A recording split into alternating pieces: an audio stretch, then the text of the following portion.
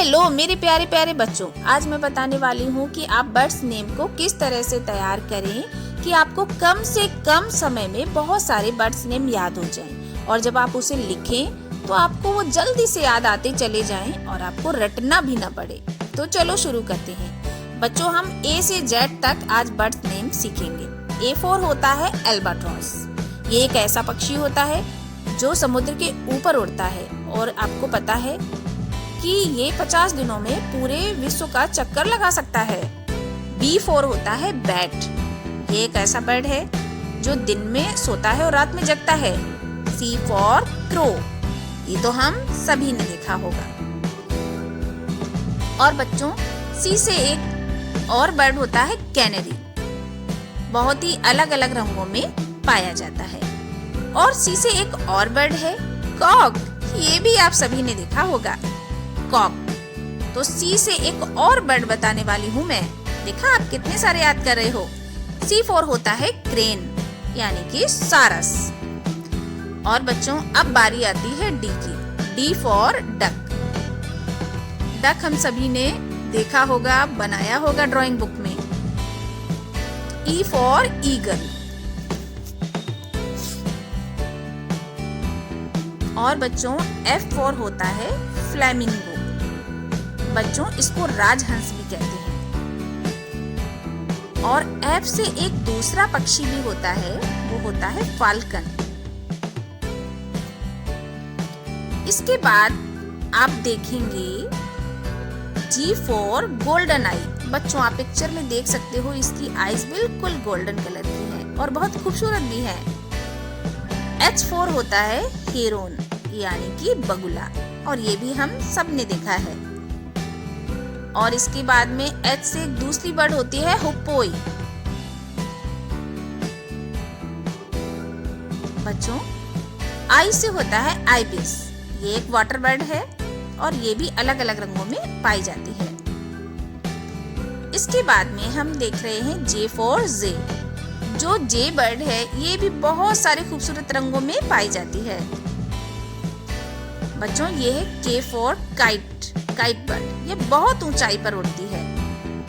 और इसके बाद हम देखने वाले हैं K फॉर कीवी। ये बिल्कुल कीवी जैसी लगती है देखने में, कीवी फ्रूट की तरह, इसीलिए हम इसे कहते हैं कीवी बर्ड। और बच्चों ये है L फॉर लून। ये बर्ड बहुत खूबसूरत होती है जैसा कि आप पिक्चर में देख रहे हैं। और इसके बाद है M फॉर मैगपाई। ये भी अलग अलग रंगों में पाई जाती है। और बच्चों इसके बाद हम देखेंगे M फॉर मैना। ये भी हम सभी ने देखी होगी, कॉमन बर्ड है। इसके बाद हम देखेंगे नाइटिंगेल। बच्चों ये चिड़िया छोटी सी होती है और बहुत सुंदर गाना गाती है। इसके बाद हम देखने वाले हैं O फॉर आउल। ये भी दिन में सोता है और रात में जगता है।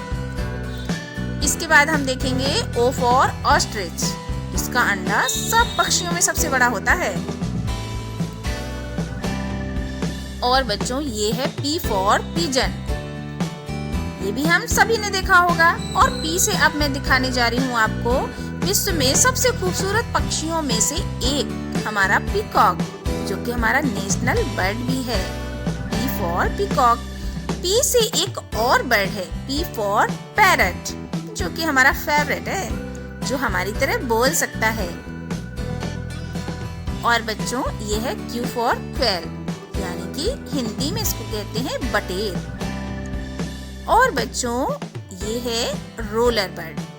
R for roller. इसको हिंदी में कहते हैं नीलकंठ और इसके कलर बहुत खूबसूरत होते हैं। S फॉर स्वान। ये है स्वान पक्षी, जिसको हम हिंदी में कहते हैं हंस। और बच्चों ये है अपनी जानी पहचानी चिड़िया रानी गौरैया S फॉर स्पैरो।